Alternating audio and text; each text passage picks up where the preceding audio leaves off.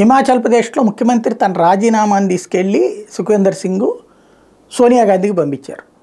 కాంగ్రెస్ పార్టీలో ఉండేటువంటి సమస్య ఇదే. రేవంత్కి కూడా నేర్చుకోవాల్సిన పాఠం ఏంటంటే మిగతా వాళ్ళని కలుపుకెళ్ళడం. హిమాచల్ ప్రదేశ్లో ఇంతకు ముందు ఉన్నటువంటి కాంగ్రెస్ సీనియర్ నాయకుల్ని పక్కన పెట్టి సుఖ్వీందర్ సింగ్కి ఇచ్చారు. అప్పుడు పార్టీ అధిష్టానం సపోర్టింగ్ ఉండాలా, అట్లాగే మిగతా వాళ్ళని కలుపుకెళ్ళడం, ఎవరైతే అంతకుముందు అవకాశాలు కోపారో వాళ్ళని కలుపుకెళ్ళడం ప్రస్తుత ముఖ్యమంత్రి చేతిలో ఉండాలి. అలా కలుపుకెళ్ళకపోవడంతో 7 ఎమ్మెల్యేలు తిరుగుబాటు చేశారు.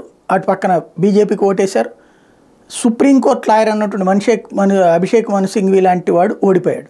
చివరికి ఇద్దరికి సమాన ఓట్లు రావడం 34-34 టాస్లో ఓడిపోయాడు. దీంతో ఇప్పుడు 7 రెబల్ ఎమ్మెల్యేలు రాష్ట్రం విడిచి పక్కకెళ్ళారు. అదే సందర్భంలో అవిశ్వాస తీర్మానం పెట్టడానికి ముందుకు వచ్చినటువంటి భారతీయ జనతా పార్టీని దెబ్బకొట్టేందుకు ఒక 8 మందిని అసెంబ్లీని సస్పెండ్ చేయడం ద్వారా అవిశ్వాసం ఆపుతూ వచ్చింది కాంగ్రెస్ పార్టీ. ఈలోపు కాంగ్రెస్ అధినాయకత్వం 3తో కమిటీ వేసింది. ముఖ్యమంత్రిగా ఈయన్ని మార్చి నెక్స్ట్ అపోజిషన్ వర్గానికి ఇవ్వడానికి రెడీ అవుతోంది.